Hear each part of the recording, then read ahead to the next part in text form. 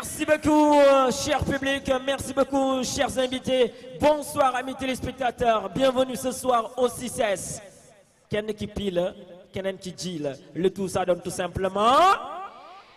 Et ouais, 6S, le tout, ça donne tout simplement.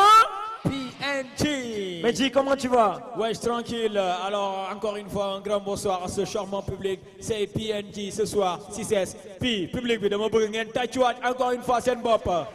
Il y a du beau monde ce soir. Happy vacances, les Niwa. C'est l'été. Aujourd'hui, c'est la grande finale. Puis,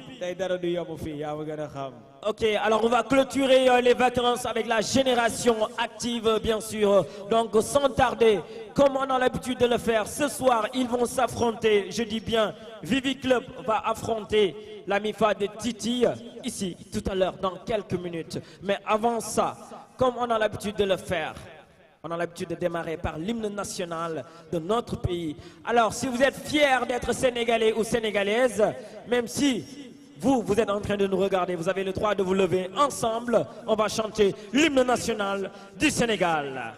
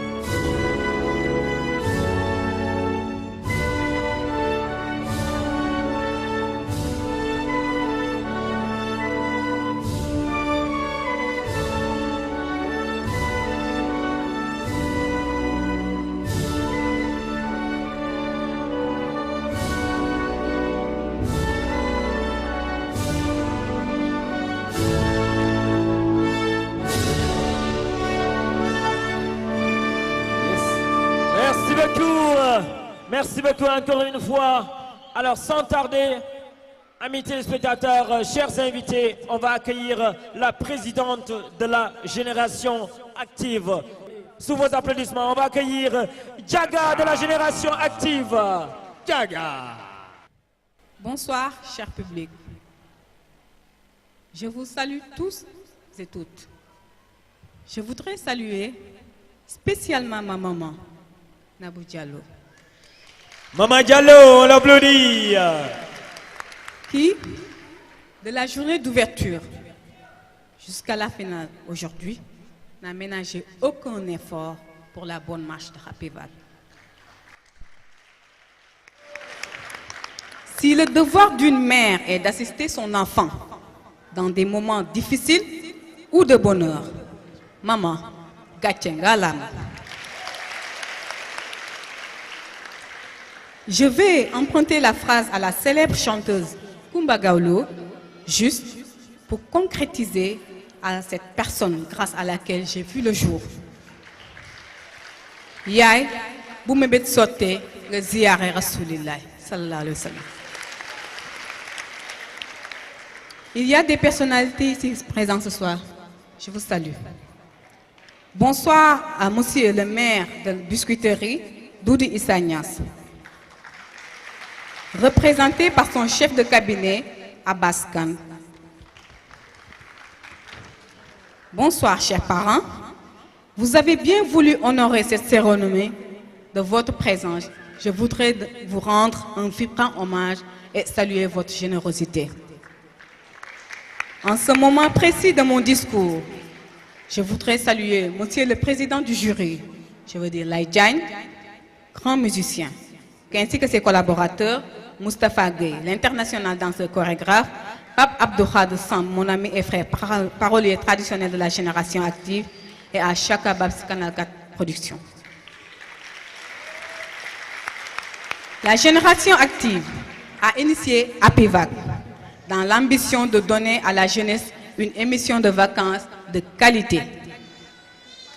Happy Vague, avec ses importantes rubriques, dont la danse traditionnelle, qui met en avant l'importance des cultures africaines en général et sénégalaises en particulier. Hip Hop Développement, qui permet aux jeunes de s'exprimer par les canaux artistiques que sont la danse, l'écriture et le son. Les fan clubs des artistes qui s'inspirent des thèmes des textes de leurs artistes dans le cadre du concours Génie en herbe. Dans la même rubrique, les fan clubs vont imiter leurs idoles en gestuelle, voix et présence scénique. Et enfin, les enfants de la génération active, futurs leaders, feront la prestation en questions-réponses sur les thèmes les droits et devoirs des enfants, les bons comportements de la bonne éducation, socle de nos valeurs traditionnelles. En effet, APIVAC est né dans le but de faire un retour aux valeurs traditionnelles, de préserver nos valeurs culturelles, de redynamiser les fan clubs des artistes et surtout de donner une éducation de base de qualité aux tout petits. En tout état de cause, APIVAC prend l'initiative de donner une émission de vacances très variée sur tous les domaines de développement pour l'Afrique. Notre continent si cher aux panafricanistes, notamment le président poète Léopold Sédar Senghor.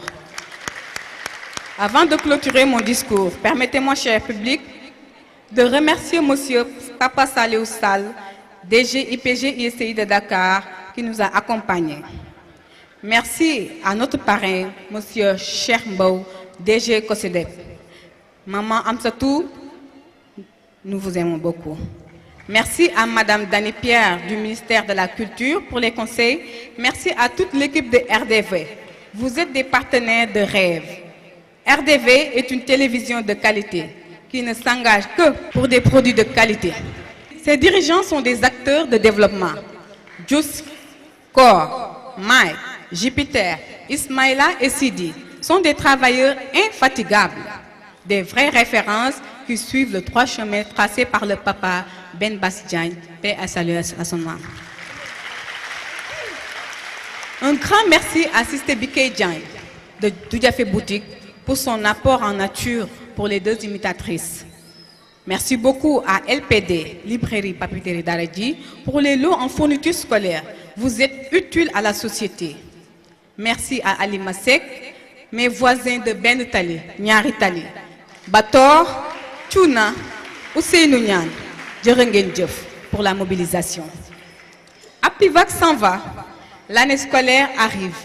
Profitez-en, étudiez bien, car c'est un devoir pour réussir demain. Élèves et étudiants de la génération active, cultivez le credo de l'excellence.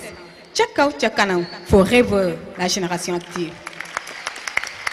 Chers candidats, de toutes les rubriques, que les meilleurs gagnent dans les valeurs de la devise de la génération active, que sont le fit, le jump et la rigueur dans la vie. Je vous remercie. Et la génération active, on va accueillir le représentant du maire de la biscuiterie de Médina. Je voudrais vous remercier au nom du maire, empêché donc de venir le représenter dans cette émission. Au nom du maire Doudou Issa Niasse, maire de la commune de Biscuiterie, je tends à vous, il m'a suggéré donc de vous féliciter et de vous dire qu'il sera toujours à vos côtés pour vous accompagner tant que il aura une longue vie. Merci beaucoup et bonne soirée pour la suite. Merci. Ok, merci beaucoup. On applaudit encore une fois. Merci au représentant du monsieur le maire. Alors maintenant, est-ce que vous êtes prêts pour qu'on puisse démarrer le show maintenant? Vous êtes d'accord? Est-ce que Parengen nous donne show? Est-ce que vous êtes prêts? Alors si vous êtes prêts, on va démarrer avec les enfants, les tout petits, les enfants de la génération active, les petites demoiselles qu'on va applaudir rapidement sur scène. Mesdames et messieurs, nous allons vous présenter votre rubrique éducation. Tous les enfants ont les mêmes droits. Et pourtant, ces droits sont bafoués dans la plupart des pays. Et les enfants ne bénéficient pas des mêmes droits.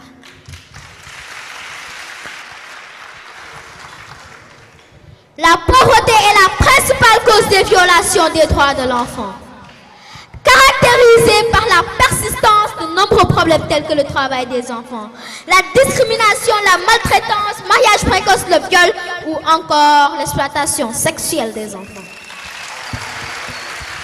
La période de l'enfance est synonyme d'amour parental, de protection familiale, de joie procurée par les premières découvertes d'un univers ludique, d'apprentissage d'une vie harmonieuse en société. L'enfant a droit à une alimentation saine et nutritive, mais il a le devoir de ne pas gaspiller la nourriture. L'enfant a droit à l'éducation. Il a le devoir de bien travailler à l'école, de vouer respect à ses enseignants et ses camarades. Très bien. L'enfant a droit à une identité, particulièrement à une nationalité et des relations affectives. À l'inverse, il a le devoir de s'accepter, d'accepter son appartenance et sa culture.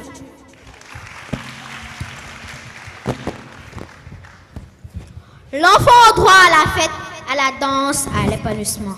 Tous les enfants sont égaux en dignité et en droit, mais il a le devoir de bien se comporter pour son épanouissement et celui des autres.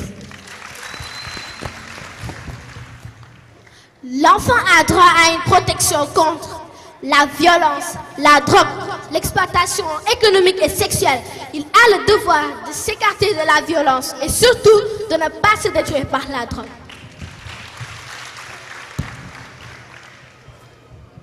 L'enfant a droit de vivre avec sa famille, mais aussi il a le devoir d'accepter et d'accueillir un enfant adopté par sa famille. L'accès aux médias pour le développement culturel et social de l'enfant est reconnu. Mesdames et messieurs, nous allons vous présenter les bonnes manières. Il faut respecter l'heure. La ponctualité est un acte essentiel du savoir-vivre. On doit s'abstenir de téléphoner après 22 heures. Cracher dans la rue est absolument interdit. Rôter en public est mal poli. Bailler sa main devant la bouche, se moucher ou éternuer bruyamment sont également des comportements très mal considérés. Dans les transports publics, bus et autres, il est d'usage d'offrir son siège à une personne âgée, à une femme enceinte, à une personne avec un enfant ou à une personne handicapée. Dans une file d'attente, il faut respecter la queue et attendre patiemment son tour. Il est mal poli de dépasser quelqu'un ou de venir s'adresser directement au guichet pour traiter ses affaires. On doit dire merci lorsqu'on nous rend un service. Si l'on reçoit un cadeau, il n'est pas poli de l'ouvrir immédiatement. On peut cependant le faire après une petite phrase conventionnelle du genre « Est-ce que je peux l'ouvrir tout de suite ?» Pour votre rubrique santé, aujourd'hui, nous allons vous présenter la tuberculose. Amina, quelle est la cause de la tuberculose? La plupart des cas de tuberculose proviennent de la bactérie nommée bacille de Koch. Très bien. Mon Fati, quelles sont les personnes à risque de tuberculose? Les plus fragiles au niveau de leur système immunitaire. Sidéens, diabétiques, patients sous traitement avec des immunosuppresseurs, ceux souffrant de maladies pulmonaires sont plus touchés par la tuberculose, car leur défense face à la bactérie est plus limitée. Les enfants et les personnes âgées de plus de 100 ans sont plus souvent touchés par la tuberculose que les adultes, les hommes et les femmes seraient autant concernés par cette maladie. Le danger de la transmission est le plus grand en cas de quinte, tout survenant chez les patients, dont l'examen direct pour les microbactéries. Nous allons parler du virus d'Ebola. Qu'est-ce que le virus d'Ebola? Le virus Ebola est une fièvre hémorragique, dangereuse et mortelle. Très bien.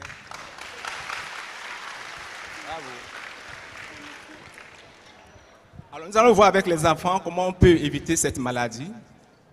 Là, comment on peut éviter ou bien prévenir de cette maladie. Ne pas saluer les gens qui sont en contact avec Ebola. Comment peut-on... Ne pas manger avec ceux qui ont les contacts avec Ebola. Oui. Comment peut-on éviter la maladie d'Ebola? Il ne faut pas aller dans les zones où il y a la maladie Ebola. Oui, bien évidemment. Et toi, comment peut-on éviter encore cette maladie? Il ne faut pas manger les animaux de chasse. On va manger les animaux de chasse, très bien. Tels que la souris, La chauve-souris, la chauve-souris, le singe. le singe. Merci beaucoup. Now, we go on with English. Now we are going to ask some questions about Ebola virus. What is the Ebola virus or Ebola disease? What is Ebola? Yes? Ebola is a very dangerous and killer disease. I think it's very important to get to know the cause of Ebola virus and how we can prevent or avoid it. Now, how can you prevent or avoid this disease? Yes, let's go. Avoid direct contact with people who have Ebola. We avoid direct contact with people who get this disease. Yes. What again? Avoid to go in area where people are contaminated. Yeah. Avoid to go in the area where people are affected. Yes. What again? Avoid to eat wild animals like monkey, Yeah. bat, hyena, and so on. Yes. Wash your hand with soap and javel before eating. Thank you very much.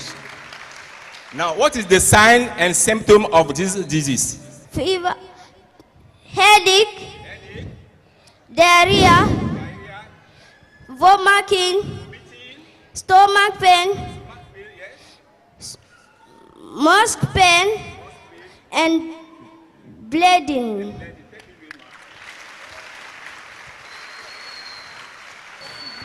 Clap your hands for this. Tatouade lève encore une fois les enfants de la garderie Les Tourelles. Alors c'est très important. Vous avez vu les enfants de la génération active. Vous venez de voir les enfants de la garderie Les Tourelles. Ils avaient envie de lancer un message au peuple sénégalais, aux Africains et au monde entier, en français comme en anglais. De me bëgg ngeen tatouade encore une fois. Les Tourelles. Merci à Madame Fall, la femme du ministre, parmi nous ce soir. Monsieur Fall. Alors, sans tarder, on va accueillir une star qui se nomme tout simplement Ron Star. Une star qui se nomme Ron Star. Yeah, what's up? Anakana, what's up? Yeah. Ron Star, Yeah.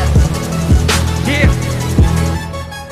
amul weddi wérante garab bi meññ na foog ma jëne samay xob si noo rek dina naan hip hop laa di def wane ko sama bët bi ko gauche droite riposte di seeni bët fu ma jëne dégg respect hip hop moo ko def même bu ñu déggul li ngay làkk nang ci wane chef ñi naan dafa dof ñi naan du fi toog mais yàlla baax na bési lépp dina leer kenn du jege wër ante nañ sama leer mais dégg naa ne lu fi lëndëm dina mës a leer falew ma seeni xeer fi ma fi nekk père mais man a fokk ma nag yéen wax leen ku gën a cher foog nga wane ma nii nga foog nga wane hip hop dafa laaj bis wecc ak di wane loo indaale ma nii nga loo indaale bis gis fis split flow bi la indaale foog nga wane ma nii nga foog nga wane hip hop dafa laaj bis wecc ak di wane loo indaale ma nii nga loo indaale bis gis fis split flow bi la indaale yeah ala hip hop fake wéy la laaj sa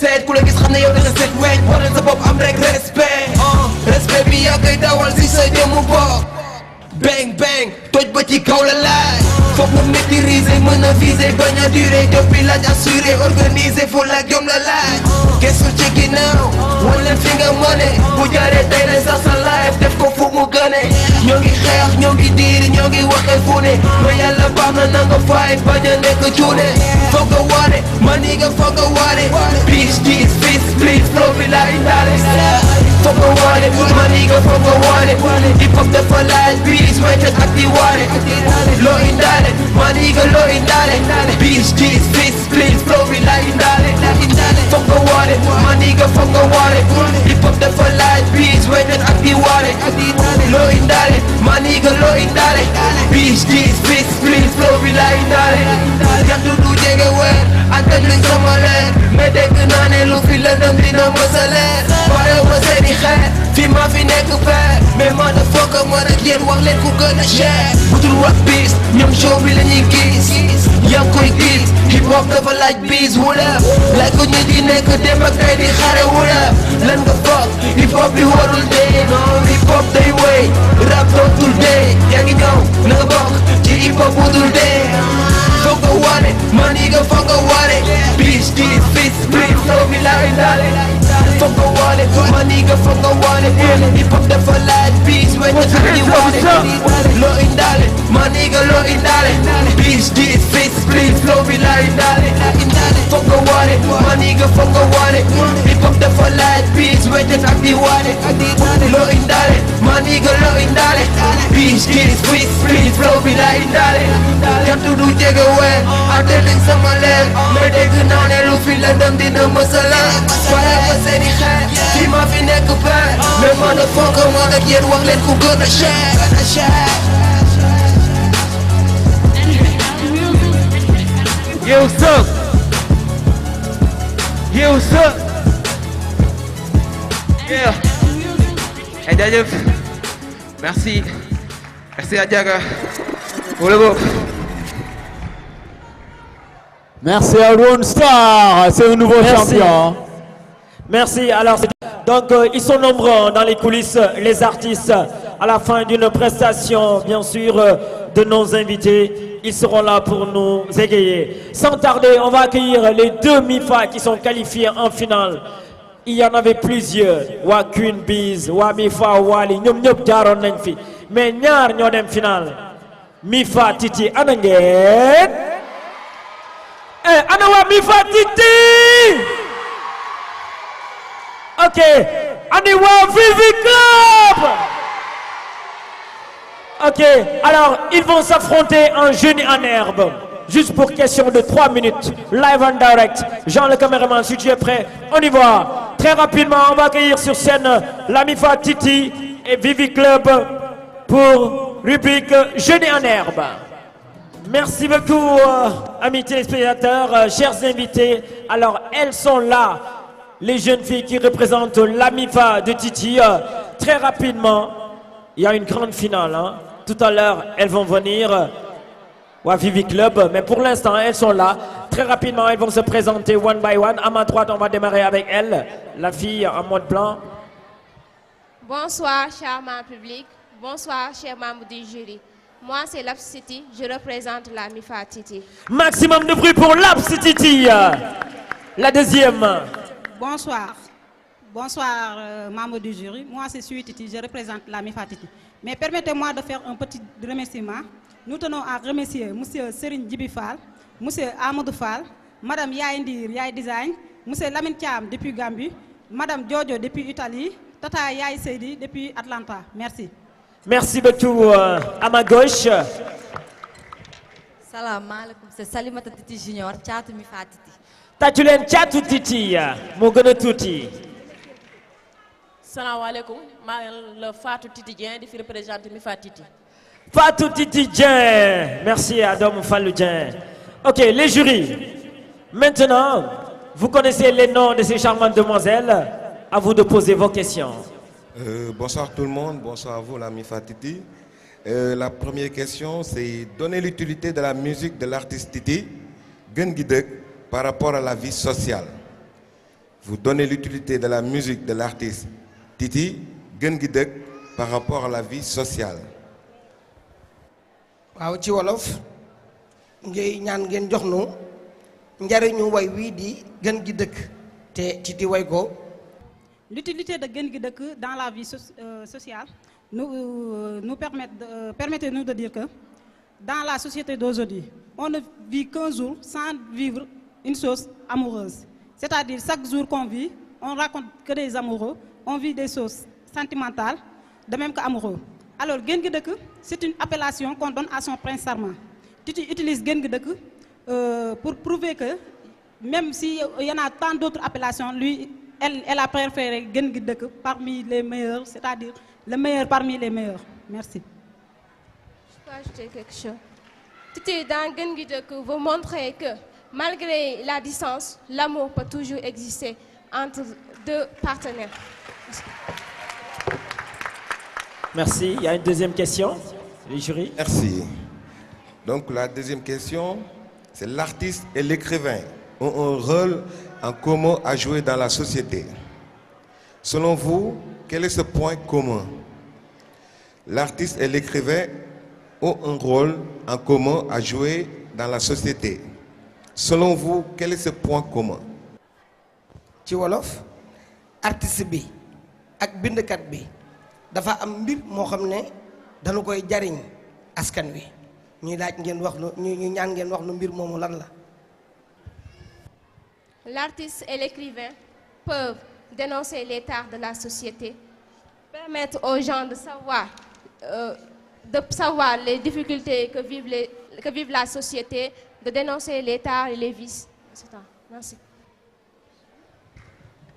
Ok. La femme Permettez-nous aussi d'ajouter que l'artiste et l'écrivain ont un trait commun, c'est-à-dire d'éveiller la société à travers de ce qu'ils font, c'est-à-dire l'écrivain à travers ses écritures dénonce peut-être les revues de la société, les faits de la société, de même que l'artiste à travers sa voix, elle dénonce aussi les faits de la société. Merci. Ok, merci. Il y a une troisième et dernière question, les jurys. Merci. Bon, pour la troisième question, vous donnez 3 aspects qui prônent le développement. Vous donnez 3 aspects qui prônent le développement. wax leen ñu ñetti mbir yoo xam ni day tax am réew jëm ca kanam. 3 aspects qui prônent le développement.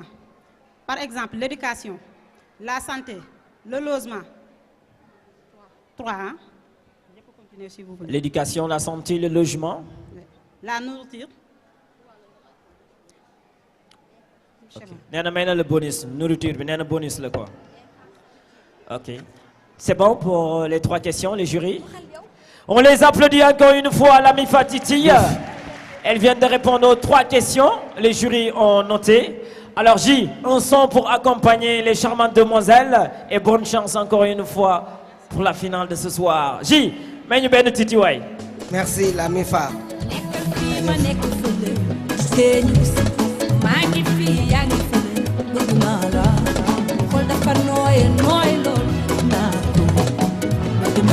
Merci.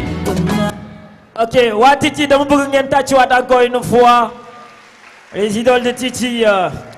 Alors, juste après la Mifa Titi, on va accueillir Wa Vivi. Wa Vivi Club sont demandés rapidement. Vivi Club. Alors, très rapidement, on va démarrer. Honneur aux dames, hein, honneur aux demoiselles. La jeune fille va prendre le micro et elle va se présenter, prénom et nom. Merci. Bonsoir à tout le monde. Bonsoir charmant public. Bonsoir charmant et honorable jury. Je me nomme Rama Vivi. Je représente la Mifa Vivi. Merci. Tachulen Rama Vivi. Ok, le second. Charmant public ici présent, honorables invités, chers membres du jury, je dis bonsoir à tout et chacun, que la paix soit avec vous. C'est Tcherno Silla et je représente le club Vivi. Tachulen Tcherno Silla, club Vivi. Les 2 messieurs qui restent. Bonsoir, chers membres du jury. Bonsoir, chers serments publics. Je me réponds au nom de Sopé. J'en fais partie des représentants de Vivi Club. Merci beaucoup. Tachulen Sopé. Sopé Lunette. Bonsoir à toutes et à tous. De par ma modeste personne, permettez-moi de saluer mesdames et messieurs les membres du jury, à ce charmant public, à tous nos supporters. et je dis aussi merci à nos mamans, tous, ceux qui sont présents et ceux qui sont à la maison et qui nous regardent. Okay. Merci. Et c'est comment votre nom? Moi c'est Salou Diouf. Salut. Je représente la MIFA TV. Salut Diouf. Bonsoir, donc on va démarrer par la première question, bien sûr. Vous donnez l'utilité de la musique de l'artiste Vivi, Santenayala, par rapport à la vie sociale. Vous donnez l'utilité de la musique de l'artiste Vivi, Santenayala, par rapport à la vie sociale. Wow. Jariñu na yalla dañuy wax ngeen wax nu ko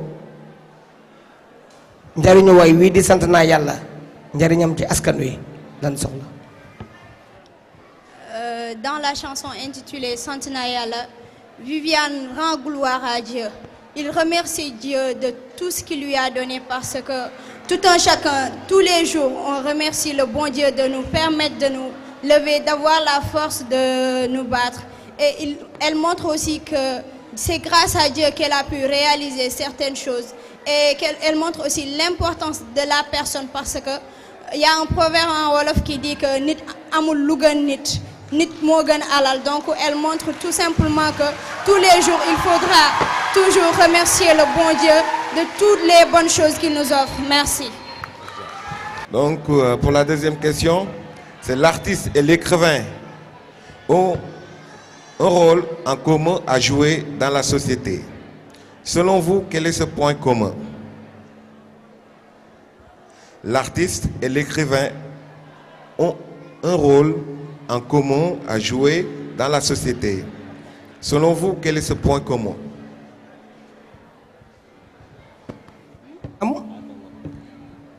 Artiste bi muy waykat bi ak bindkat bi dafa am mbir moo xam ne dañ koy bokk di jariñ askan wi ñuy sàkku ngeen wax nu loolu lan la. L'artiste de manière générale est la porte-parole de toute société, car quel que soit le métier, qu'il soit écrivain ou musicien, il se sert toujours du don que Dieu lui a donné pour faire sortir l'état de la société ainsi que pour véhiculer des leçons de morale. Merci. Ok, je m'en vais ajouter quelque chose. Comme elle l'a si bien dit, de même que l'écrivain aussi, lui aussi son rôle c'est de montrer et de faire sortir l'ensemble des tares que la société est en train de vivre et pour le placer au centre de l'éducation en quelque sorte. Si je peux m'exprimer là comme ça. waaw li ñu bëgg a wax mooy que ni artiste bi mooy ki nga xam ne mooy wax problème yi am ci biir askan wi parce que moom mooy ki nga xam ne moo mën di wax ñu di ko wane ci télé beeg fépp à travers sa musique à travers ses écritures dina tax ñi nga xam ne ñoo jiite réew mi mën a xam lan la askan wi di dund maanaam jërëjëf merci. jërëjëf. Voilà pour la troisième question. Vous donnez 3 aspects qui prônent le développement. ñuy sàkku ngeen wax ñu ñetti mbir yoo xam ne day tax am réew jëm ca kanam. Tout d'abord, on a l'éducation qui est au centre du développement. On a aussi l'économie et les infrastructures et la santé aussi. Merci.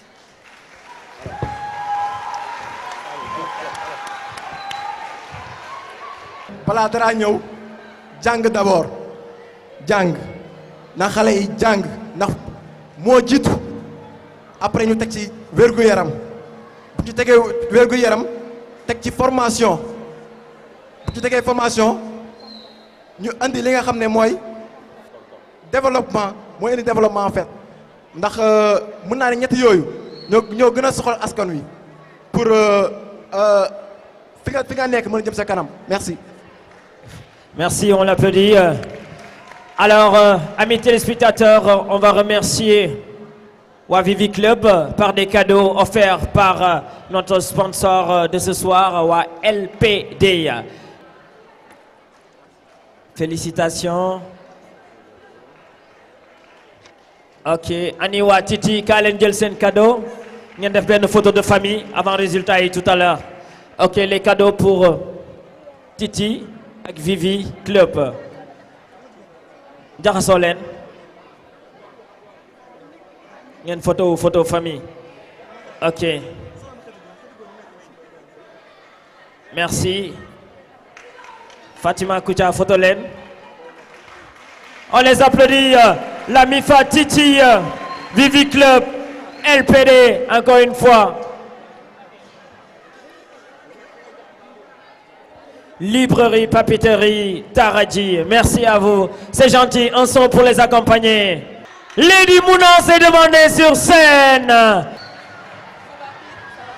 Assalamu alaikum mbooloo bi yéen ñëpp nuyu naa leen may kontaan si teew bi ma ñëw fii si Happy Vac parce que dama toog sama kër seetaan émission bi mu neex mu nekk initiative bu rafet ma sentir ko moo tax tey ma ñëw fi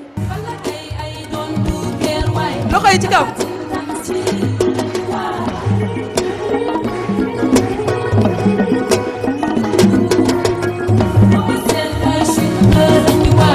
Modou Lo xale bi dafa xarañ lool ana fan si Modou Lo Yékini ak Tyson mbër lañu Sa Thiès ak Boy Niang mbër lañu Siteu ak Gris Bordeaux bu ñu jàppee du ñu bàyyi waaw waaw Papa Sow ak Baye Mandione mbër lañu Ama ak Zos ñoom mbër lañu Malick Niang ak Lac Rose mbër lañu laale baaxu góor la waaw waaw loxo yi ci kaw ana fan su Modou Lo waa di bu ma saboote waay walla kay ay doon tuukeer waay dafa sin takk si kuy lañu waay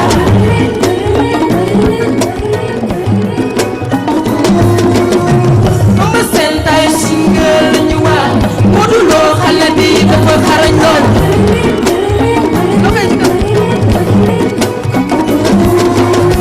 guy gi ak Baboy mbër lañu Bombardier ak Lac de mbër lañu Boy Naar ak Nes ñoom mbër lañu bu ñu jàppee du ñu bàyyi waaw waaw yow Jal ak Pape Ndoye mbër lañu Garga Mbossé ak Tidia Faye mbër lañu Modou Anta ak Saloum Saloum bu ñu jàppee du ñu bàyyi waaw waaw waaw waaw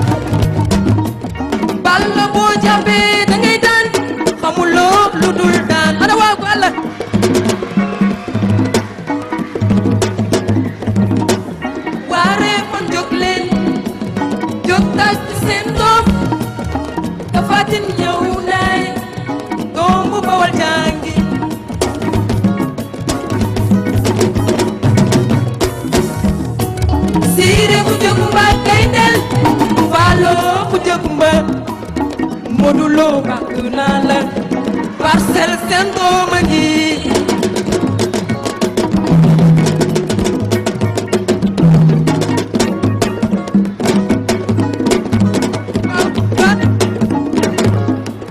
waaw waaw Samba Xoyaan mooy sa maam Demba Fari Madan Eumeu Sène bàkk naa la doomu Pikine jàngi waa Pikine waaw waaw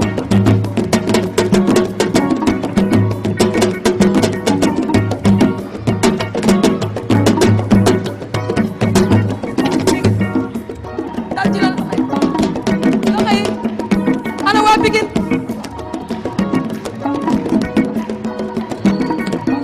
loxo yi ci kaw waa Modou Lo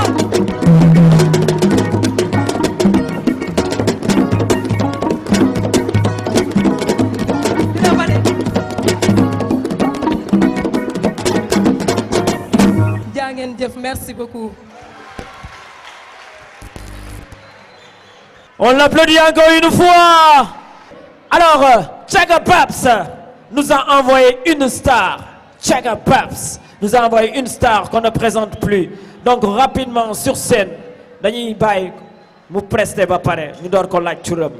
Ñun, ensemble, on va découvrir l'artiste phare de Tchaga Paps. N'est-ce pas, Jean, le caméraman? Si tu es d'accord, on y va.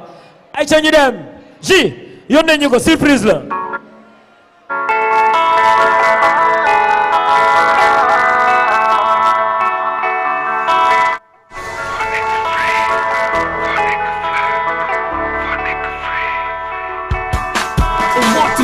Sometime dama def xat all the time waa bee bopp bi taxaw ci noppi ba wàcc si xefi even less than a minute I have to fly inside my dream ba noppi bu ma kenn dis dëpp ba du ma gis ña I need myself alone even now benn yoon I'm in the zone so for so long so say me yeah doon sama noon den jama doon not for so long ba gàttu yeah di picc si kaw xel mi ci suuf ma naw ba ci kaw xel ma ci suuf ma ne jëkki wàcc si treat the ouf ready to live on the same dama tëju woon aju fàtte nagu ci business tëju woon beru la ko sànq ci bàcces yokk sama koom moo ne li ma doon am ñi ma boom ñëpp ne ko supp nangu ni marché sama li ma moom ëllëg samay doom ba ñu ma ko toog fu ñu dem ñëpp nettali li ma def tax talu ma fla du ay nax ñu ni ko hey Kadasa generation are you here nigga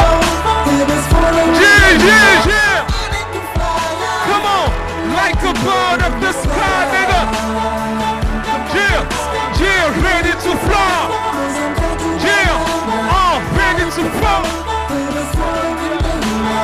ready to fly nigga est-ce que yéen a ngi fii est-ce que yéen a ngi fii yeah foo nekk free ba gis foo nekk fly ba gis foo nekk free like this foo nekk free foo nekk fly foo nekk free yeah you have come for many years ago trouble in my mind welcome back to the bus let's fly make it fine seet naa la si jaww ji si suuf ak si kaw si taw si naaj bi nga ko war def teew bi soo yëgoon tuuti nga fekk fi néew bi so true I'm feeling you you're so good I'm seeing you nekkatuma si get the bis bee ñëw kiss me more like yeah free fly for life dalal jàmm sama side dikkal jox ma sama right cause the world is your light yeah cause I'm tied to blah blah now yeah the best following day man yeah like the bird of the sky nigga like this yeah yeah I have to find the best following day man like a bird of the sky nigga yeah est-ce que bu dee yéen a ngi fii pour xam ni vacances li laa bëgg a gis seen loxo yeah. Alors maintenant, on va passer à notre rubrique danse traditionnelle. Africanu andando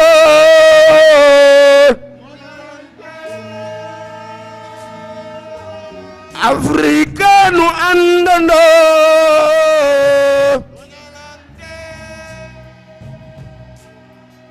Africanu andando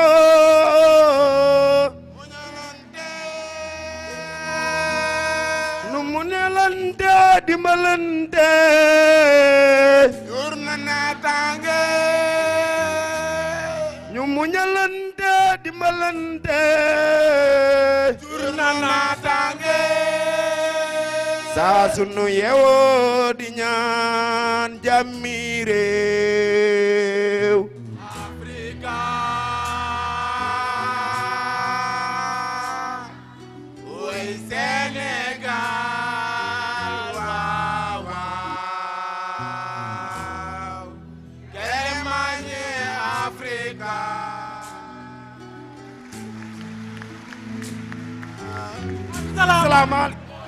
asalaamaaleykum yéen ñi fi teew ngir seetaan ku doon nelaw na nga yeew ñun xale yi Tëngéej li ñu tax a jóg mooy wane suñu yar ak suñu teggin bégal képp ku ñu nawloo démb kat ñoom maam la woon tey ñun ëllëg suñuy doom nit laa xel moom du góor du jigéen des koy jëmbat suuxat ko mu am ay tóortóor jur ay doom nit dëgg mooy tiit te sa fit mer te sa teggin ñàkk ndam te sa ngor am ànd ak sagom.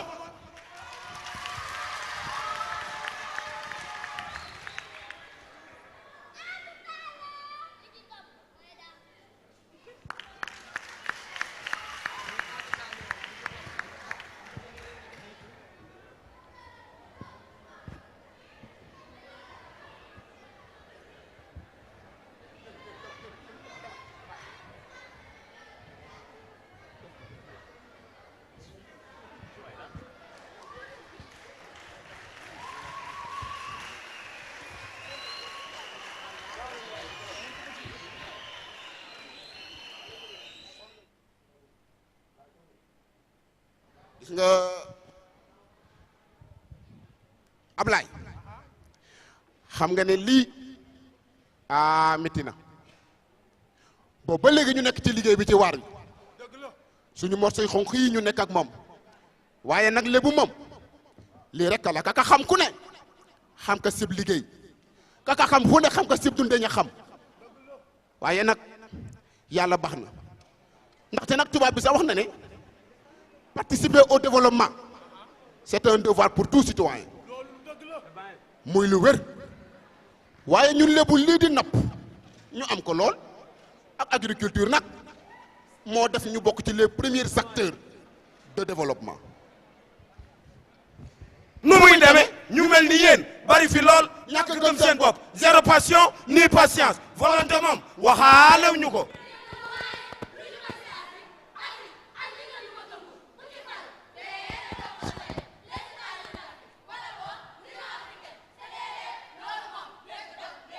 lanu si am sim xeeb seen bopp ñàkk civilisation dem di jéggaani français yi fii espagnol yi fii américain yi fii une civilisation pêle-mêle jaxase mélangé panacé wëndeelu rek xamoo fay taxaw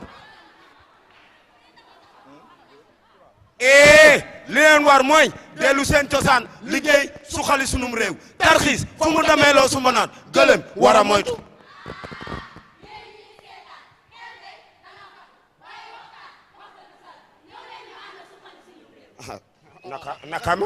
nakam ëpp baax na ci laxataan yaa wit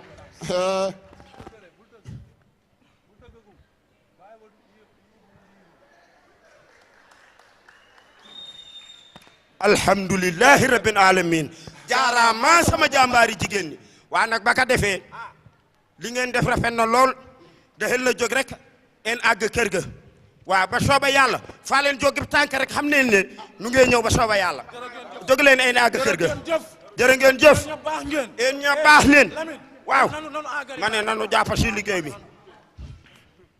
tàllal ndijaay teraanga kay fay waa en teraanga ba si leen dañoo bëgg delloo bum sa boy boy ba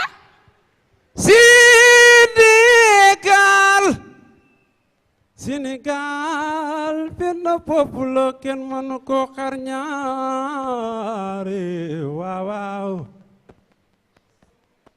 Sénégal benn peuple la kenn mënu ko xar ñaar nanu boole xoli ta doonu benn ay waaye waaw waaw nëgë maam li maamu lay ñaan na fi jàmm rek moo fi xew nëgëm sëñ Tuba ñaan na fi jàmm rek moo fi xew waaw waaw nëgëm maam Alaaji Malik ñaan na fi jàmm moo fi xew nanu boole xooli doon benn tukulóor séeréer lépp nun benn la noo ne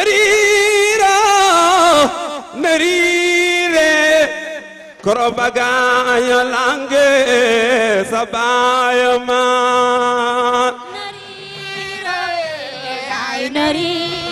waaw korobagaaña lange sabayama ay waay na riire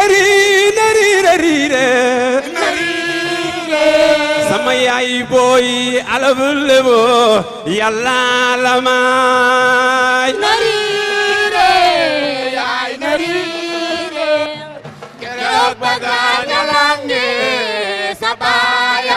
ay waay Lebu Ndooy danga gore wajange ay waay Lebu Ndooy danga gore wajange ay waay Korobaga ñalange sabaya man narire yaay narire Korobaga ñalange sabaya man ay waay Korobaga ñalange sabaya man waay Korobaga ñalange sabaya man waay Korobaga ñalange sabaya man waay Korobaga ñalange sabaya man am lebu lama ay ngandam lebu waaw loolu ne leen ay lebu lano ay ngandam lebu waaw loolu ne leen ay lebu lano ay ngandam lebu lañu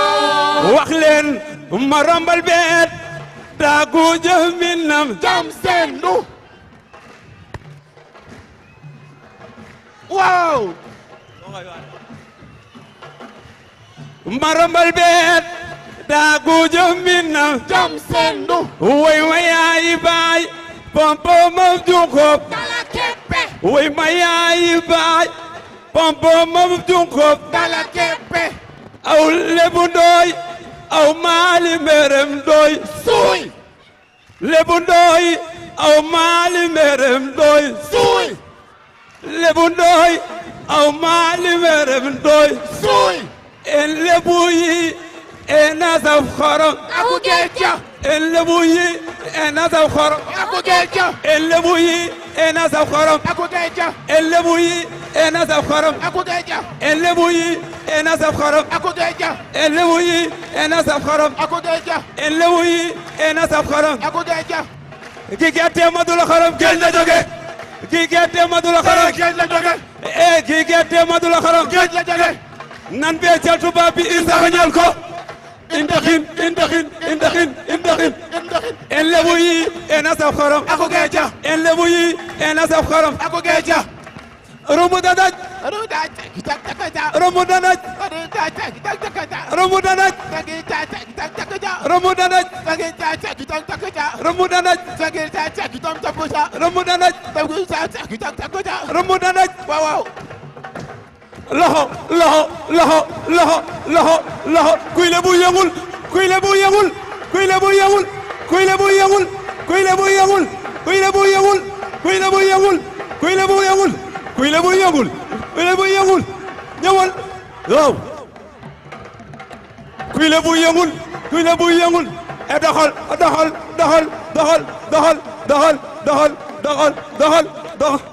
waa loolu dëgg la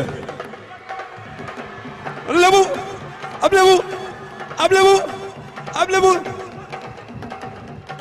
tasma dama tasamba loolu dëgg la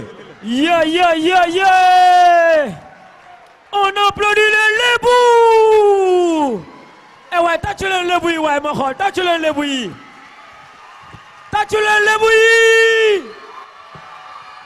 alors sànq waxoon naa leen ci salle bi am na kenn ku fi ne ku war a jóge Parcelles nu mu tudd nu mu tudd dégguma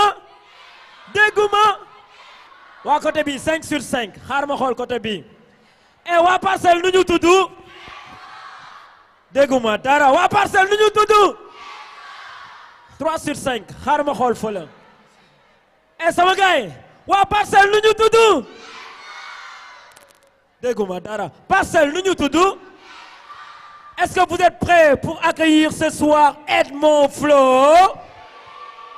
kon damay wàcc fii parce que moom xaw ma séeréer la xaw ma tukulóor la xaw ma joolaa la en tout cas gis na gars yi fecc na sànq fecc lébu xaar ma wàcc laaj ko ndax moom séeréer la wala tukulóor la.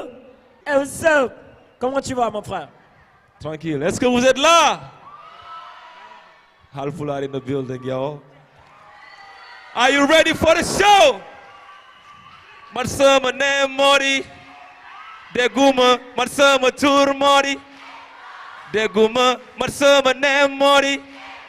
Deguma man sama tur mori. Yo, what's my name? Eh. Yo, what's my name? Eh. Eh. Man sama name Modi 8 Mo. Eh, le doa. Man sama tour bokoy tuddu. Yo, dafa diis nigga. Kon kaay ma jox la benn nickname nga moom ko. Dégg naa yaa ngi. Yow di ko play ci concert yi ne. Kon kam jege sil ma may la tuuti buzz. Et DJ player son bi ma def buzz. Are you ready? Jugleen ñu fa jugleen. Everybody. What's my name? Everybody put your hands up. Hey. Let's go. Man sama name Modi 8 Mo. Leguma, man sama tour Modi 8 Mo. Yo, what's my name? Man sama name Modi 8 Mo. Yo, man sama tour Modi 8 Mo. Man sama name Modi 8 Mo. Yo, what's my name? Yo, man sama name Modi 8 Mo. Hey, la du a 8 Mo la du at Mo. Sama tour ba ko tudd na nga am flow. Ko dafa diis nigga. No, kon kaay ma jox la benn nickname nga moom ko. Dégg naa yaa ngi sàcc sama sound. Di ko play ci ko seri ne around. Kaw jege si ma may la tuuti buzz nigga. Sama tour ba koy mu boo di nga solo nigga. Nem bi dafa indi dis bi modulo. Di Balla Gaye ak 600 kilos. Yow dafa ite money de réseau. Sama nem dafa swag ni doon seen show. Yow dem bi jógewul ci Adama. Boo ko xamul kaam laaj dema. L'Africain détenu par la musique qui souffle dans le world. Modi 8 Mo. Everybody say man sama name Modi 8 Mo. Leguma man sama tour Modi 8 Mo. Yo, what's my name? Hey. Yo, what's my name? Yeah. Man sama name Modi 8 Mo. Yo, man sama tour Modi 8 Mo. Everybody man sama name Modi 8 Mo. Yo, what's my name? Yo, what's my name? Hey, man sama name Modi 8 Mo. Sama name lot jotu ko ndax dafa kawe. Sama name dafay bundal ni curaayu goowe. Sama name ci bi game dafa mel ni lem ni tàmbali ak dem ngir egg fa sawe. Oh sama name dafa neex a wax ci gémmiñ. Manu la soxore dafay gore mel ni semiñ. Nem bi dafay tiitale ni filmu horror. Nanu la kuule moom da lay neex di la connaître. Nem bi dafa swag dafa cool dafa nice. Yow ci jamono dafa fresh like ice. Street like dice, lunch like rice. Yes, say my name, but what share my amul price.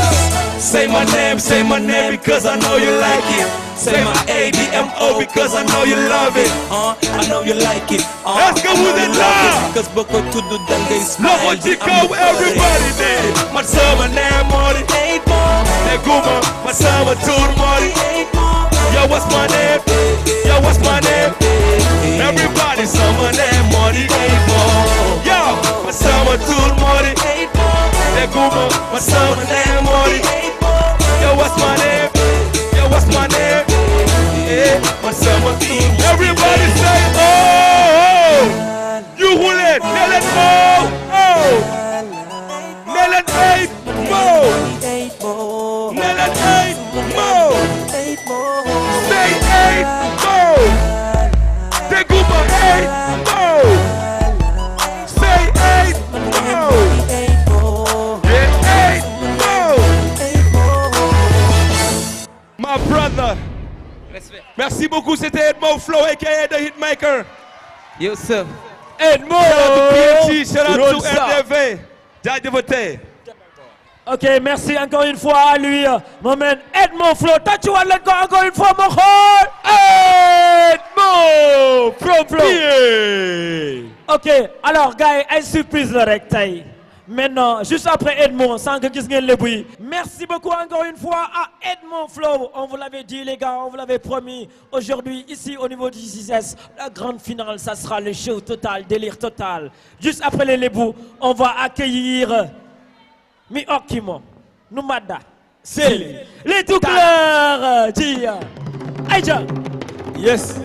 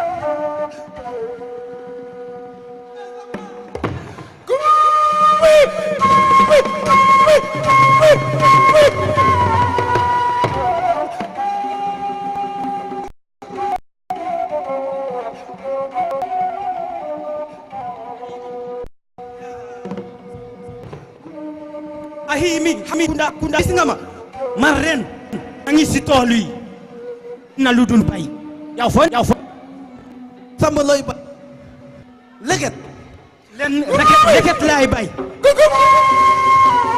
ko mooy cosaani suñuy maam bay leket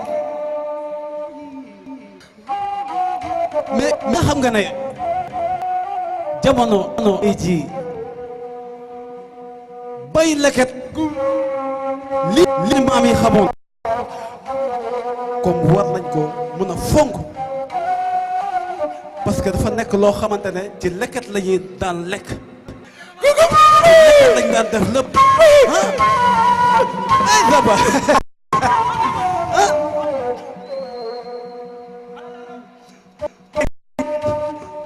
ndax gis nga leket bi ngay gis nii njëriñ bi si ne ñun doomu réew Afrique yépp bu ñu ko xamoon dañ koy jëfandikoo saa so sa ndax lekket gis nii moom moo nekk ndab bu njëkk bi yàlla wàccel fii ci kaw suuf ay bool yi ay assiette yi ay kii yëpp xew sunu maam yi si la ñu daan def lekk dañ siy def naan dañ siy def ndox xale bu juddoo sang bu njëkk ba ñu koy sang ndox bi si lekket lañ koy def bi ñuy ñaani soxna dañuy def goro yi ak ñoom seen yëpp si biir lekket ñu dem bi ñuy indi soxna si lekket moo koy gunge.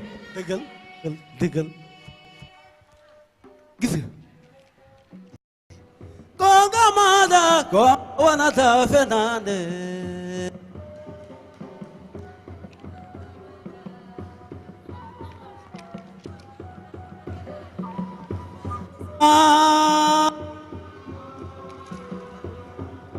wada ko fenande hela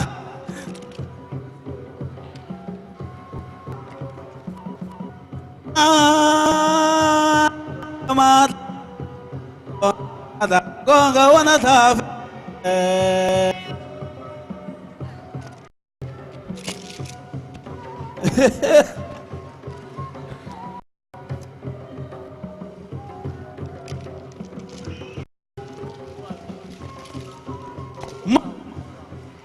neex na mbay bi neex na lax bi neex na soos yi neex na comme dama ne gàcce ngaraama te ngeen xam ne lii mooy cosaan Sénégal cosaan Afrique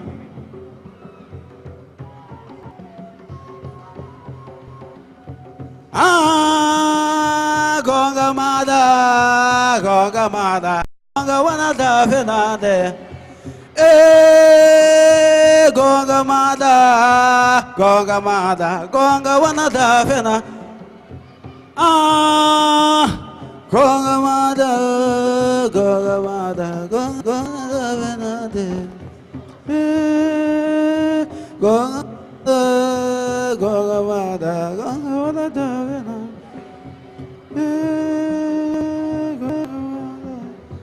Konga mada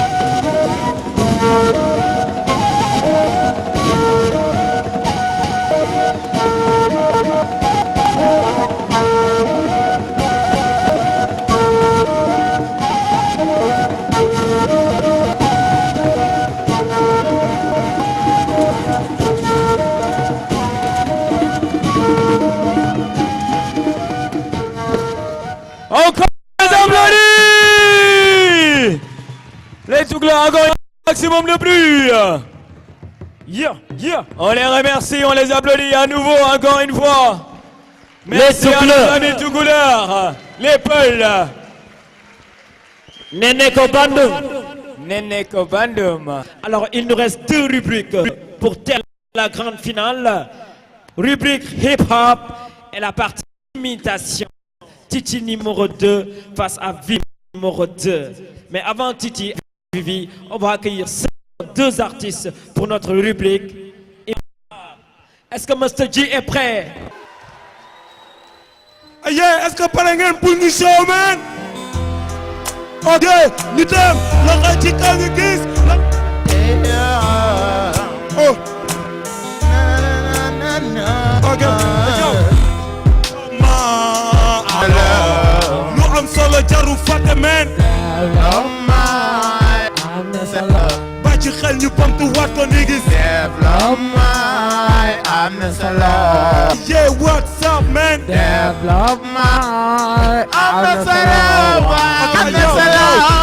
Si àdduna ñaan nga yàlla développé joxe bon exemple prétese ñun pe doonatul ay waxantu jug faat la te muy dëgg Sénégal mooy suñu fierté loolu dañ ko war a bëgg sas économique le cadre vie physique la dynamique locale et la proximité publique investir na yenn wàññi sa moom respecté bépp daa waxante dëgg teg ko ci yoon di ta fekk nga waral nit yi mën la topp dafa ma lu baax ci réew la kon dañ ko war a sopp te ku sa kàddu dem ba pal yëpp ko def développement commencé suñu lu til ma dëgg bañ ko def respecté bépp choix bu daa yokku nañ ko waaye nga jox ko ba la ko jox ak ay mbokkam partager expérience yi le retour à péage yi dëgg son devise développement mën a taw développement am na solo lu am solo jaru fàtte men développement am na solo ci xel ñu bamtu waat ko ndiga développement am na solo loxoy ci développement développement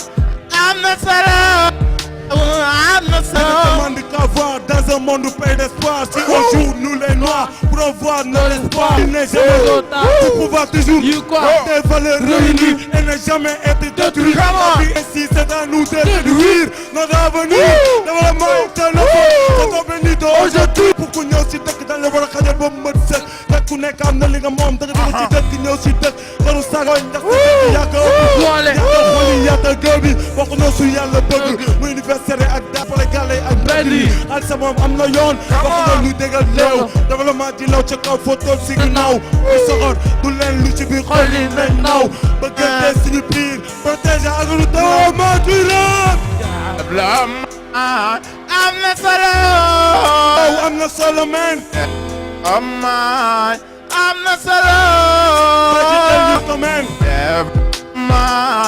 am na solo lu am solo jaru fàtte développement am na solo am na solo ma fekk mool yàgg faye beti yakon sural ka fa ñaamine ma fekk si la yàgg faye beti yakon sural ka fa ñaamine baga xam moo waral ñu daj coono gi lee développement xam bëgg doon ka moo waral ñu daj coono gi lee développement 1980 ba 2014 xool ñu développé développement am na solo lu am solo jaru fàtte men développement am na solo ci xel ñu bokk wax ko ni gis développement am na solo loxo ci gis ñu gis développement ok am na solo waaw am na solo ma fekk si la mool yàgg faye beti akon sural ñaami ne yow fekk si la yàgg faye beti akon sural ka fa ñaami Amam mogo don kangam moo waral ñu daj coono gi lee développement xam don kangam moo waral ñu daj coono gi lee développement 1980 ñu ngi xool ñu ngi développé développement am na solo lu am solo pour ko fàtte men développement am na waaw am na solo. Juste après Jules MC, on va... Mission Mission I wanna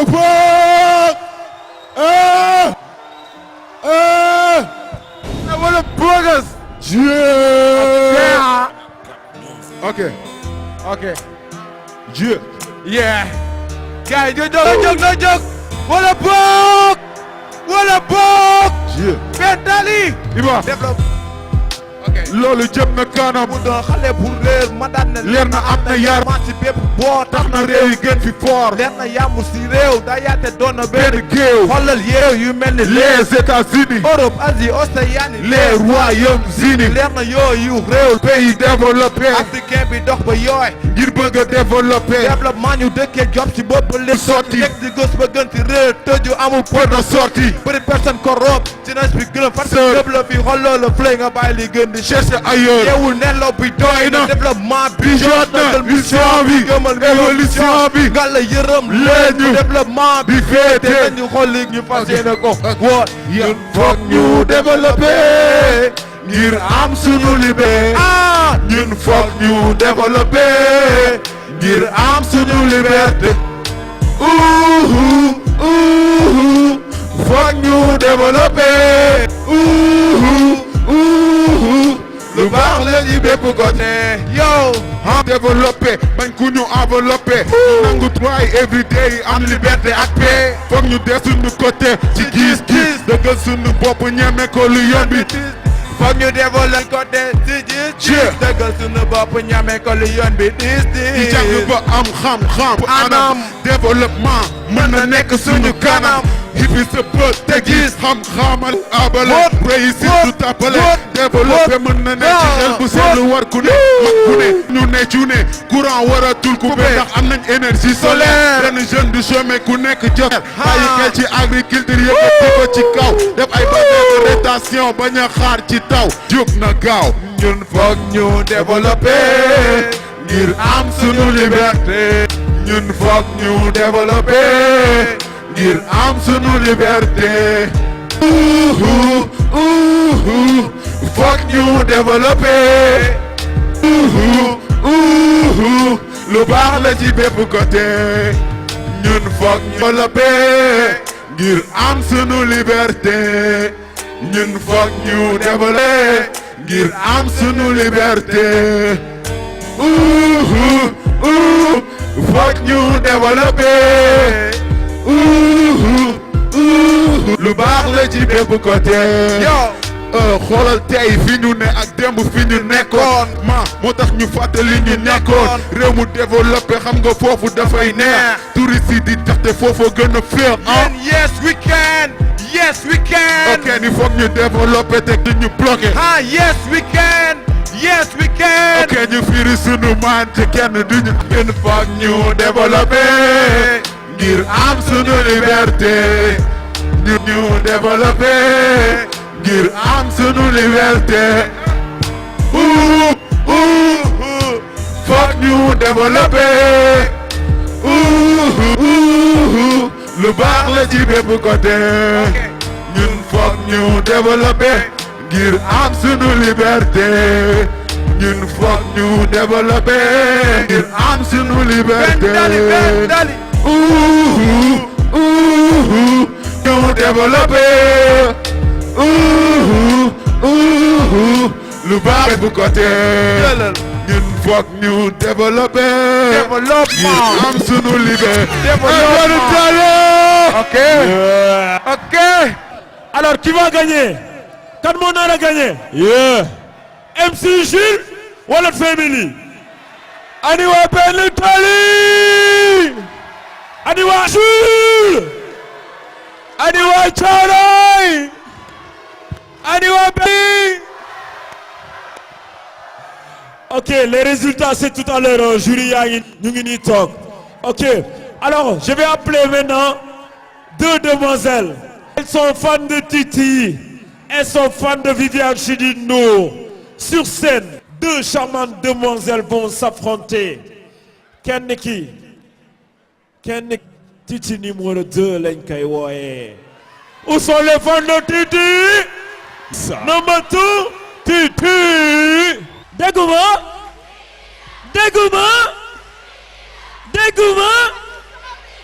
On l'applaudit. la mi fa gis naa ni ngeen ma téye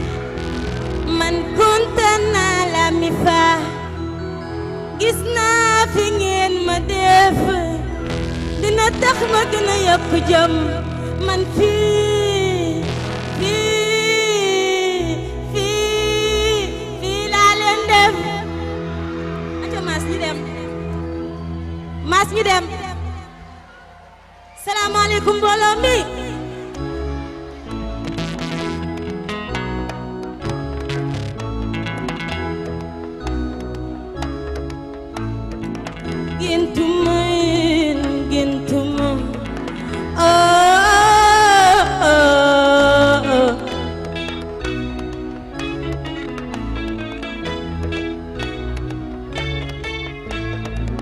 gintuma gintuma bëgguma yure gint gi jeex waana la mi faat nekkal fii ma nekk fële du tee ñu gise maa ngi fii yaa ngi fële bëgg naa la xol dafa nooyo lu si dugg yëg naa ko bëgg naa la gëm naa woo gëntuma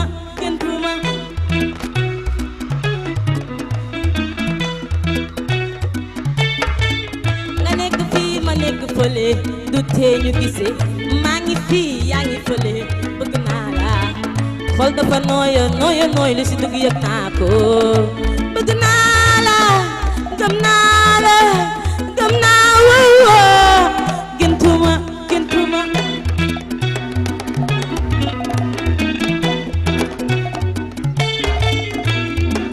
nañu xalaat lu leen neex ci man bàyyi leen ñu wax lu leen neex ci man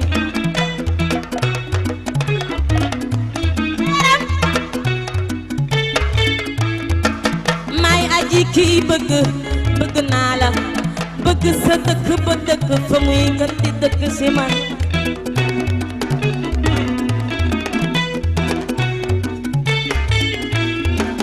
may aji kii bëgg naa la bëgg sa dëkk ba dëkk fa muy gën di dëkk si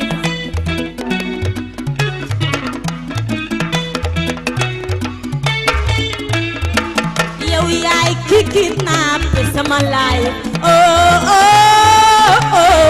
my life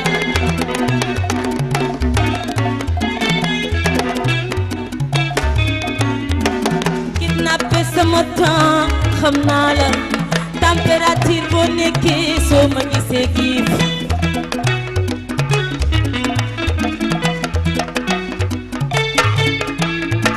danga bëggoon a xam ci la laa ne danga bëggoon a xam ci la laay dox yàkkamti naa sa sky dégg sa vibe am salo arrosé naa samay fleur man ba mun a feey si bésu bëggeel yi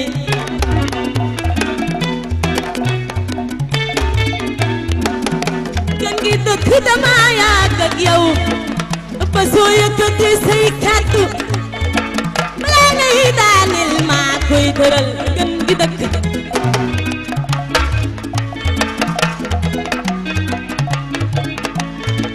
gënalante wu ma laak ñoom my baby dafa fekk ni doo ñoom duñu yow min naa la itam naa la man naa la taamu si ñoom ba nga doy ma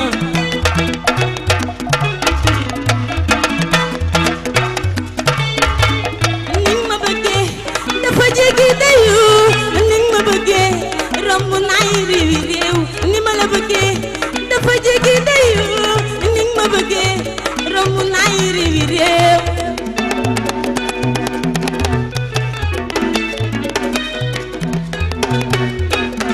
sama gént gi baat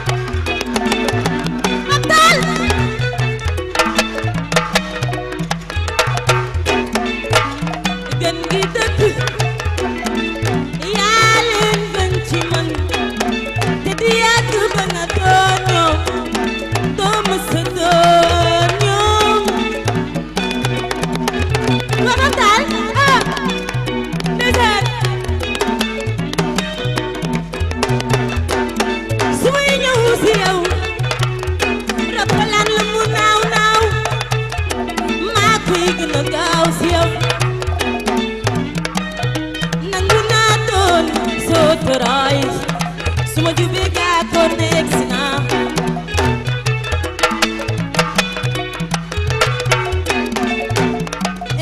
bëgg naa la gëm naa la ni ma la bëggee dafa jéggi dayu ni ma bëggee romb naa yi réewi réew bëgg naa la bëgg naa la bëgg naa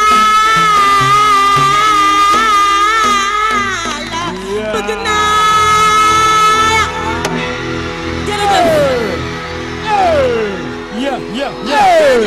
Hey, J. Ouais. Tournel gars yi gis la. J taxawal na la. Ti.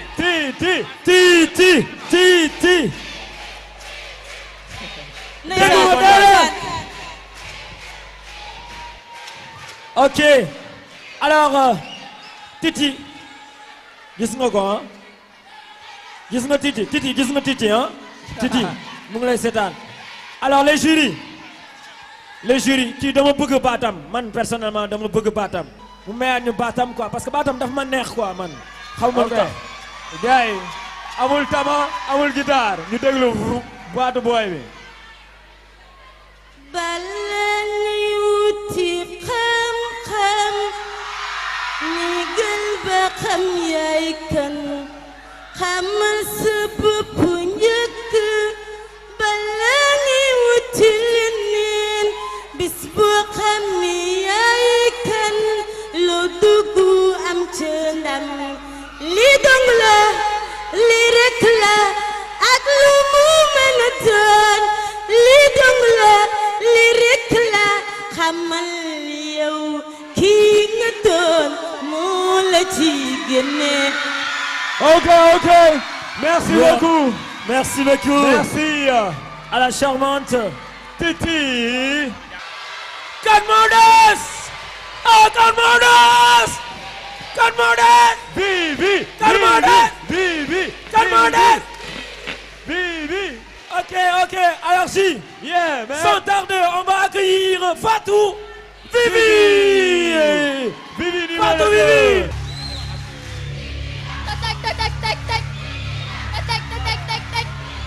Kan mooy bombu. Kan mooy bombu.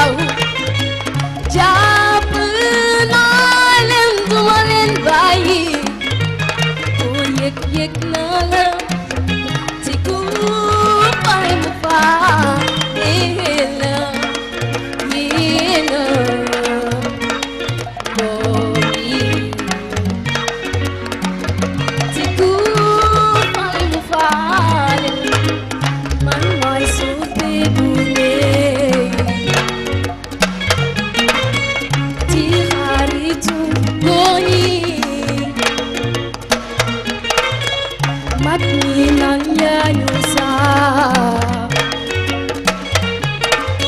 jigéen ñi lang ak man sant naa yàlla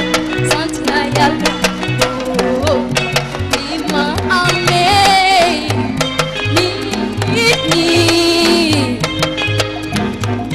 sant naa yàlla bi ma amee nit ñi sant naa yàlla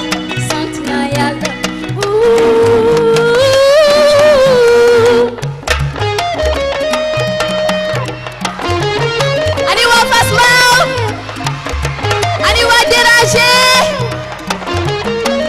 ani waa Castor ani waa Rufisque ani waa Thiaroye où sont les enfants de la génération active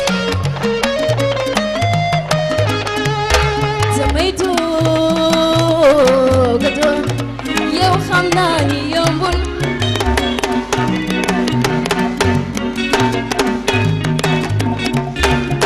si yoon wi sori naay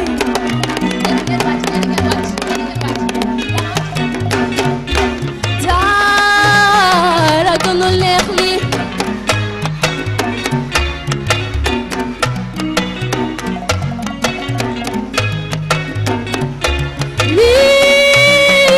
nit ñi di la bëggee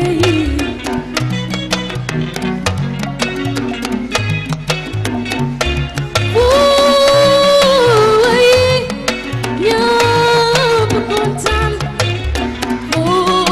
woote ñëpp ñëw nga teeru yow man xam naa ni yombul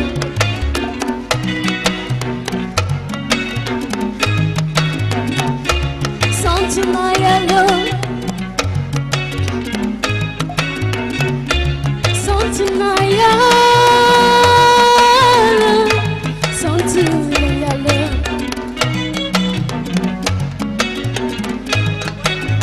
nit ku ne saa yu yiwu war nga sant yàlla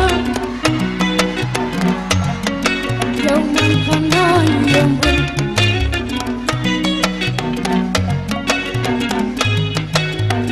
yow suma jigéen yow xam nga ni yombul waa Fass Mbao xam ngeen ni yombul waa Déranger xam ngeen ni yombul waa Castor yéen xam ngeen ni yombul waaw waaw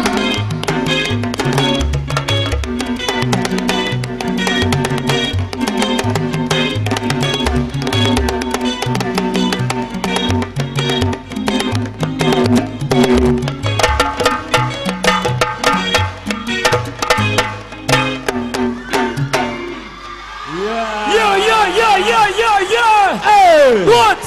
Hey. What? Hey. Dégguma. Ani waa Bibi Clan. Non mais puis, mais si. Non mais man baatu xale bi moo may daaneel. Dégguma? Non baatu xale bi daf may daaneel. Baatu Vivi. Mais xoolee xale bi lu mu seg sa waay Ok. Alors, comme nous déggee sànq baatu Titi numéro 2. waaw. Ok. moom tamit dañuy may 30 secondes. 30 secondes. Dimari ma lay riitaan waxtu neex daf may neex a neex riitu neex daf may riilu riipataay jàngin may riitaan teg ci di ma tànqam lu nekk maa koy wax lu nekk maa koy daj suma sañoon dafay neex ba Fass Mbao bég ani waa Déranger ñëw leen ñu àndale. Merci. On l'applaudit. Yeah. Merci. Hey. Ok. Bibi. ani waa Titi man ak yéen ñoo bokk groupe. affaire bi bi la. affaire bi Titi la. affaire bi Titi la. affaire bi la. bi affaire bi Titi la. Titi Titi Titi Titi Titi. Alors on va délibérer. Ouais, Génie en herbe d'abord, la ñuy commencer. Rapidement, on va accueillir le jury. Ñi nga xamante ne ñoo defoon Génie en herbe. Mifa Titi ak waa Vivi Club. Kan moo si gagné. Foofu la ñuy commencer. ñu jóge foofu dem si rap hip hop. jóge si rap hip hop. dem si danse traditionnelle, juste après danse traditionnelle. Entre Titi numéro 2 et Vivi Toufa. Bon, ñu ngi joxe résultats yi. Bon, résultat yi ñu ngi commencé par danse traditionnelle maanaam ñu doon fecc fii sànq mi lébu yi ak tukulóor yi ñu qualifié final donc vraiment def prestation yu rafet ah ñëpp kontaan ci donc lébu yi ñoom ñoo gagné. Allez lébu yi lébu yi l'enveloppe ya l'enveloppe de Lébou.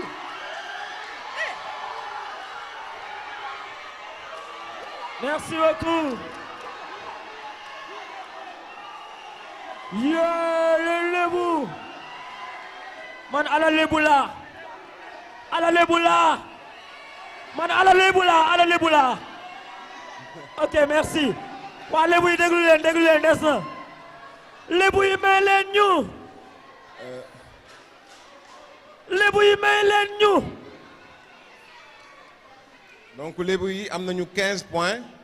tukulóor yi am 13 points. oh. voilà. donc ñu jàll ci côté rap bi. rap hip hop. hip hop. donc mu nekk entre missionnaire ak Jules MC. donc mu nekk prestation yu rafet yu am niveau franchement mais il faut que mu am kenn ku gagné am kenn ku perdre. donc ba ñu defee calcul yi xool par rapport ak prestation yi xool par rapport ak thème bi et tout donc gis nañ ni que missionnaire moo gagné.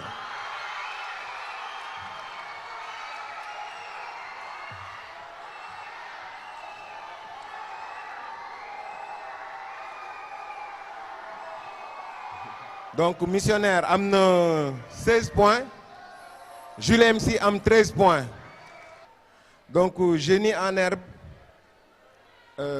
entre Vivi la ak Titi club Vivi club Titi donc lu tax ñu dañuy noter selon par exemple selon habillement parce que fans club la ñu wax donc ñu dañuy tenir compte ci tenue yi donc tenue yi daf ci am solo parce que amoon na benn scène bu waroon a rafet fii parce que waa Titi dañu sol ñoom ñëpp Mifa Titi. donc bu waa Viviane tuuti donc bu waa Viviane ñi Génie en herbe solo ñoom ñëpp club Vivi donc xam nga dina rafet ñoom ñu lu ñu àndee noonu lonko dafa rafet voilà donc ci nu mu tuddati voilà ci culture générale et tout ça donc yëpp dañ ci tenir compte donc Titi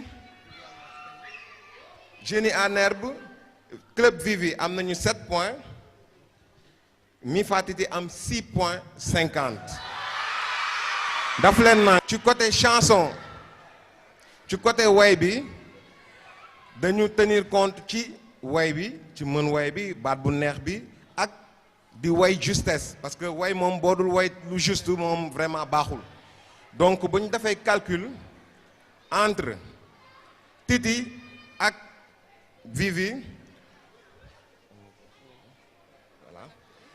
donc chant bi dafay nekk Titi dafay am 7 club Vivi am 6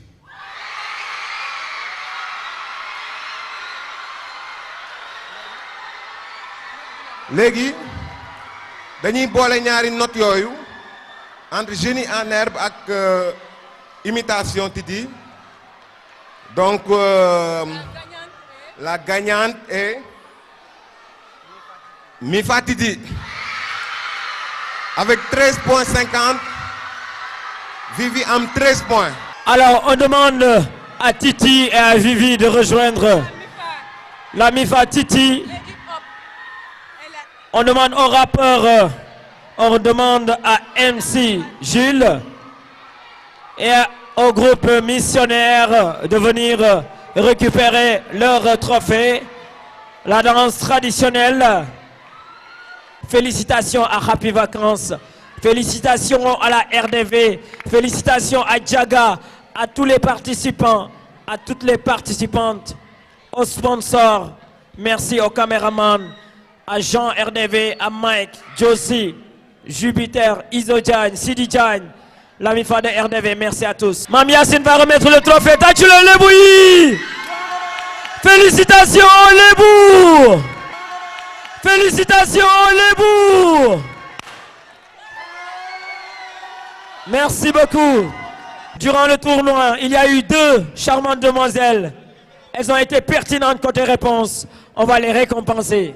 C'est Lapstiti de Mifatiti et Rama Vivi de Vivi Club. Lapstiti. Médaille d'or. Tachulen ko Lapstiti.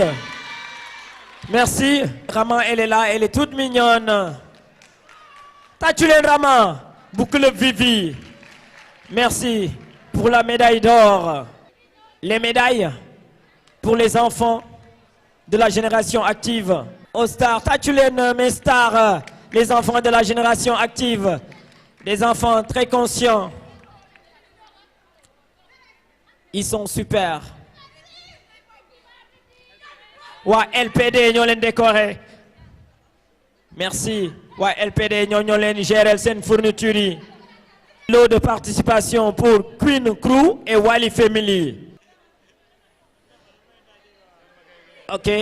Merci aux représentants de Wally. Encore une fois, on l'applaudit. Trophée Hip Hop. MC Jules, ils n'ont pas démérité. Merci à leurs parents qui sont là parmi nous ce soir. À la maman de la MIFA, MC Jules, merci. Missionnaire!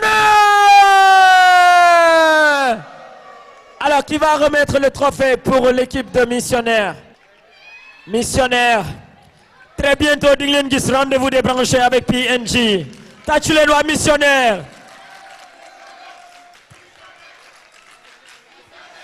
Félicitations. Ok. Allez, président, on applaudit la présidente de la MIFA, Titi, qui va donner le trophée à Titi elle-même. Titi Avancel. Titi Avancel. Ouais, Tachulène Titi, ouais. C'est la famille Titi. Ouais, Vivi Club. Trophée Fair Play. Vivi Club, la présidente, va remettre cela à Vivi elle-même. Tachulène Vivi, ouais. Elle n'a pas démérité. Eh, ouais, Titi, Tachulène Vivi. Voilà, les mots fair play, merci à vous. Alors, amis téléspectateurs, c'était la grande finale ici au 6S. J'espère que vous avez aimé. J'espère que vous avez aimé Happy Vac. On vous donne rendez-vous l'année prochaine. On souhaite bonne année scolaire à tous les élèves du Sénégal, à tous les élèves du monde entier. Que Dieu vous bénisse encore une fois. Que pour les 3e, yalla nga am BFM, pour les terminal, yalla nga am bac. C'était Pi, c'était G, c'était Jaga Génération Active, c'était la RDV. Tachulen Senba pour Merci à tous.